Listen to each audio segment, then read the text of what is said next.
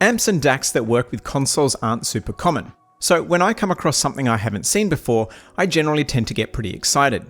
That's exactly what happened when Creative reached out and asked if I'd be interested in reviewing some of their products. Now, the Sound Blaster GC7 isn't new, it's been out for several years now, but I think it's still relevant, especially if you covet good quality audio and you're on Xbox, PlayStation, or the Switch. It works with PC and Mac, of course, and it even syncs with mobile devices. It has a ton of different inputs and outputs, and what it can do is pretty powerful.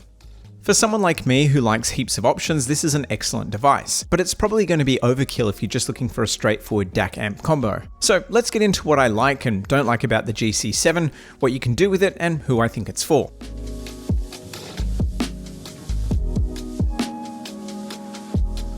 So yeah, the Creative Sound Blaster GC7 is a combination DAC and amp. It's predominantly a USB device, but it has a bunch of other inputs and output options, giving it an absolute ton of utility.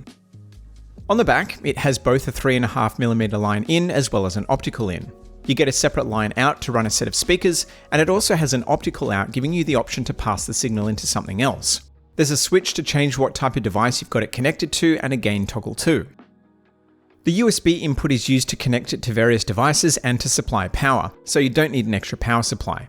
If you're only using the optical or line in though, it will still need to be connected to a USB port for power.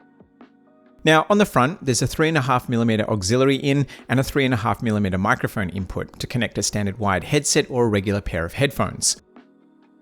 Moving on to the main front-facing panel, you have two big dials, one for volume and one for the game and chat mix. These have a fair amount of resistance to them, and I like how the lights make it easy to see where your levels are in the dark. The central LED display and button panel let you adjust bass, treble, surround, and mic volume levels. It also lets you toggle between Creative's two unique surround sound settings. Moving further down, there's a button to mute the mic and 4 customizable buttons. These can be customized in a number of ways and allow for up to 3 sub-options per button. So for example, you can set them up as a shortcut to swap between 3 EQ presets of your choice. You can set these buttons up as shortcuts for other features too, like toggling on and off audio modes or switching between outputs. On PC and Mac, you can bind certain commands to these buttons too. So you could set one up to open an application like Steam or OBS. You can even set them up to execute a keystroke or a text string. So it kind of works like a basic Stream Deck. You also have full control over the color of these buttons, which was a huge relief to me because I don't love the Christmas tree look this thing ships with.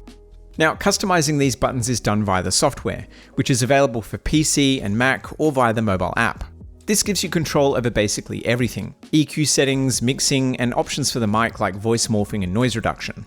The only thing you can't do on the mobile app is customize the button color, or at least I couldn't figure out how to do it. On that note, the software is reasonably straightforward, but I found some of the functionality clunky, such as saving custom EQ profiles. There's a lot of stuff in here too, and some of it seems to double up, so figuring out what everything does might require a bit of trial and error. It also crashed several times for me on Mac.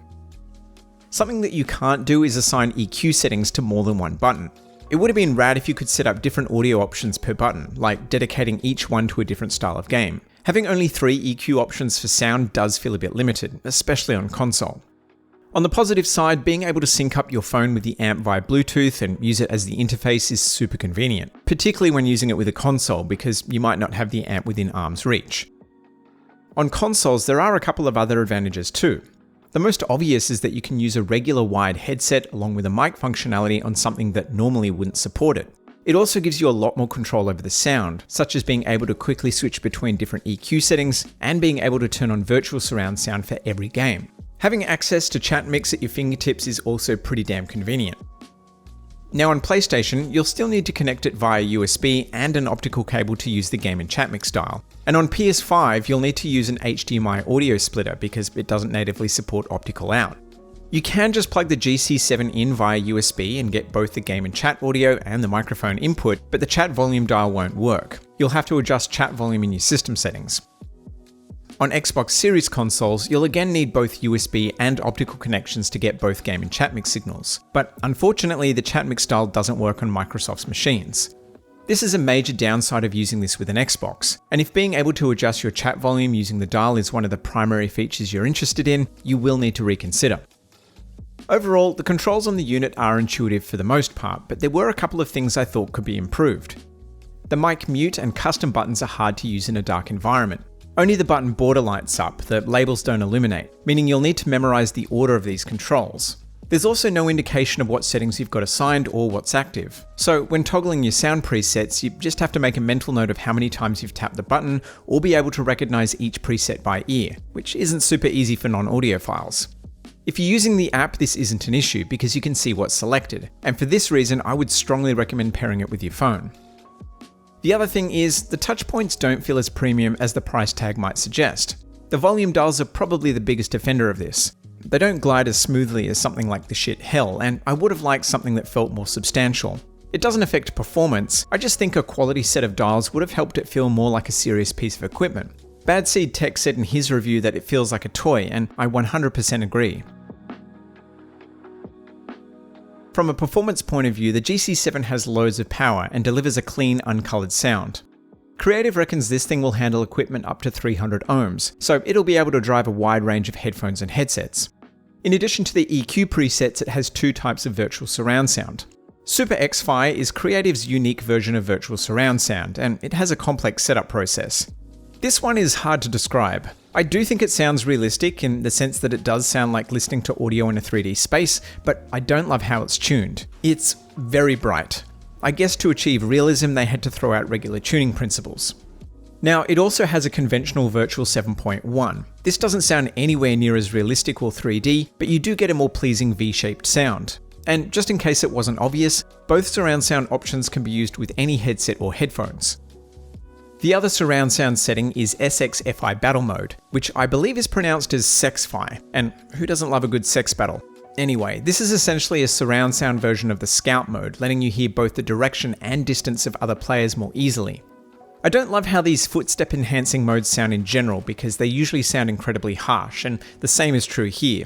To be fair, it does make it easier to hear other players. I just find it too taxing to use for anything more than a few rounds of TDM. The Creative Sound Blaster GC7 is the kitchen sink of USB sound cards, giving you a huge number of settings to play with and all kinds of input and output options. The flexibility in terms of what you can connect it to and how you connect it isn't something I've seen in other devices that also work with consoles. Sure, it's not the most intuitive or the prettiest device, and for the price it does feel a bit cheap, but if utility is your primary concern, then this delivers in spades, particularly when pairing it with a console. It's a shame that Xbox users miss out on the chat mix dial, but otherwise this is a kick-ass piece of kit.